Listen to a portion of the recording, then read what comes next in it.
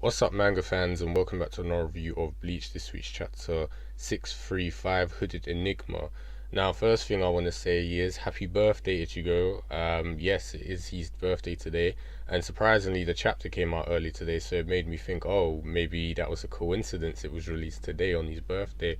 I would like to say have a good birthday, but you're currently in a war, and this is probably not the best time to be celebrating it, but regardless, I'm happy to celebrate my favorite character's birthday today, and he even made an appearance today for it. So yeah, all the best to him and Kubo himself. But this chapter, damn, it was literally divide and conquer. Like, that's the best way I can put it. I mean, all the groups were being strung out and picked off one by one. And the way the chapter started was depressing because obviously, you if you were following my reviews, you saw my theories of maybe we'll have Lilotto and Giselle flashback on their accounts of what they were like before they joined, the Sternritters. But that might not be the case, and there probably won't be a flashback because they got wasted by Juha right at the beginning of the chapter. Giselle was completely gone, dead by the looks of it. Her lying in a pool of her own blood, tongue sticking out. Leilotto was barely standing on her legs, and she walked. The way Kubo done it was brilliant because we have her commenting on how Baz got his ass handed to him, unfortunately, last time, and he was ranting on about going one on one with Hashhards by himself. But then we have, the camera imagine pans out and we see she's mad badly wounded and Giselle is on the floor dead, but she's like, we don't have room to talk because we tried to attack Juha on our own. Now we're paying the price. And it even makes me think, what the hell were they thinking trying to attack Juha, especially considering what kind of powers he's achieved now. I'm pretty sure they knew he leveled up significantly. They probably couldn't have taken him before, so why did they go it alone? I know it's probably more of a Pride Quincy thing. We want revenge on, the Quincy King who betrayed us, but let's be smart. They should have waited with the Shinigami or something else. But yeah, it seems like their flashback might not happen and they might actually be dead. So this was interesting because we see that Juha can be interrupted from his sleep, get his powers back from Hashval, and then return to sleep and the power transfer goes back. So, and this is exactly what we see when he goes back to sleep. Hashwald regains all the powers and the Almighty from Juha, and we see, Hashwald has got the several pupils, and he comments on the powers to see the future as being impressive, cruel, and a callous power.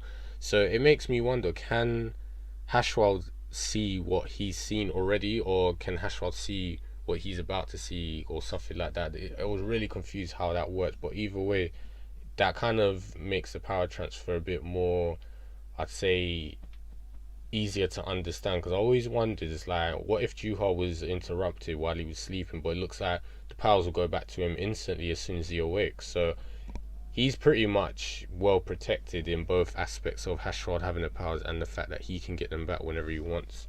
Now, the next part was quite humorous. We have Jared charging around and he's peed off because he can't find any opponents. He's going into dead ends and back streets and he's blaming the other elite Quincy's for getting the short end of the straw. And I kind of got a bit of a Zoro moment from him. Like, Zoro's always running about and he's on his own because of his lack of his bad sense of direction, and Jared is just not being able to find anyone. And I'm like, couldn't you just sense the Ryatsu and go trace that? He's just charging around like a mad bull, hungry to kill. And then we see Ichigo's group has completely lost track of Grimjar and Askin. And I was like, come on, this is a bad plan. We've seen this go wrong before in the Heiko Mundo. Don't split up. This is what they suggest to do, to go and look for him. And it's like, we're going up against super elites now. The worst thing to do is split up. And I worry for people like Chad, Ganju, and Inoue, because unless they've powered up significantly, them splitting up is probably not the best idea, but we'll see what happens. And while this is happening, we see Askin is watching from afar, quite carefully, thinking he's safe. So he's about to take a break and pause some tea or whatever it is. And the funny thing is, Grimjaw was literally right behind him, and there was no kind of extra panel between that And the next thing he does, there was no dialogue. Like, Askin just completely bolts. He starts running, and Grimjaw's chasing after. He's like, I'm not gonna let you get away. But this is Grimjaw's downfall, and him being not only hot-headed but arrogant. Askin throws a ball at him, and Grimjaw's like, you think I can be hit by that slow attack? So he swipes at it, but funny enough, it was a ball full of poison, and Grimjaw touching it makes him collapse in an instant. So he's out of the game for now. And sorry, Grimjaw, but you need to be smarter than that. Ichigo was telling you stop charging ahead, stop being so brash, but now you're gonna pretty much pay the price for it. I don't think he's dead or gonna lose. You most likely get back up or something, but we'll see what happens. But you know, lesson well learned. Stop being so damn impulsive and aggressive. Now, the next part was quite depressing if you're a Hisagi fan. We see Lily waiting, like he's perched up and he's watching the Shinigami group charging ahead, and he's observing them, and he makes like a very interesting comment, like if it was animals in a herd. He's saying their forces are spread out too thin. Eventually some are going to fall behind to not being used to, you know, the highly saturated reishi in the Soul King Palace, along with the injuries some of them have sustained. And particularly this is focused on Hisagi, who's the first one to fall behind. And as soon as that happens, he's shot by Lily's reishi rifle, and he's out of it straight away. And I was like, oh come on, give Hisagi a break. He's always getting one-shotted or something. And it's like, this is what Lily is planning to do. He's just going to sit there on his perch and pick them off one by one, when each one, basically, as he says, all living things will die when separated from the pack. So he's just waiting for the Shinigami to dwindle behind one by one, and he'll pick them off one by one. So they're gonna have some trouble with him, but I definitely think someone will eventually go over there and attack him. So the last part was hilarious, and I'm starting to really enjoy the combination between Kenpachi and Mayuri. I think they're a brilliant combination. And when they were confronted by Perinda, sorry, it was funny how Kenpachi like, what the hell was that?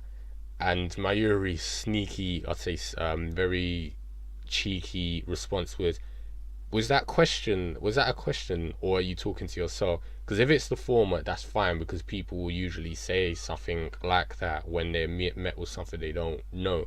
But if you're asking me, you're a dumb idiot, because why would you ask me what is that if I haven't seen that before? And I just thought Kenpachi would have gone mad, but he just literally, his response is like, fuck it, I'm gonna kill it. And I'm like, you're so simple-minded, but you had to laugh at that. It was just so damn hilarious how Kenpachi's like, what's that? I don't know. Fine, I'll kill it. And Mayuri's more the analytical type. But this is when things get serious, because when Kenpachi was about to attack, Mayuri was trying to warn him, but it was too late. And in the little aftermath, we see that Perinda's the compulsory actually hurt him, but it only mangled Kenpachi's arm. But Kenpachi says he also managed to get a hit off on Perinda's head, it's like blood started gushing out from underneath the cape, and then the head started to transform, and it was more distorted than we'd seen it before, because every time Perinda uses that compulsory ability, the head will swell up, but this time it's like springing out, transforming into some weird kind of form.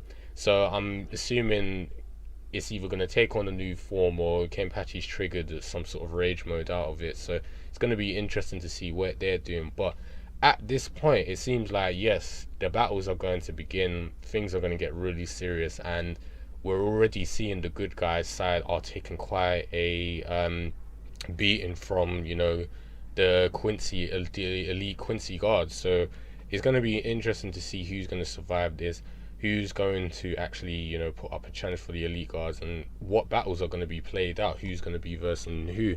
As I said, I was wrong about, you know, seeing any more flashbacks for now. I still think they're due. It's just the two people I thought were going to have some aren't going to. So at this point, I'm just going to enjoy the present fights, and then I'll wait for the flashbacks later. But as I said, very enjoyable chapter today, and I can't wait to see more. So if you guys got anything to say, you know the usual, leave your comments in the comment box below, and I'll speak to you guys next time. Take care.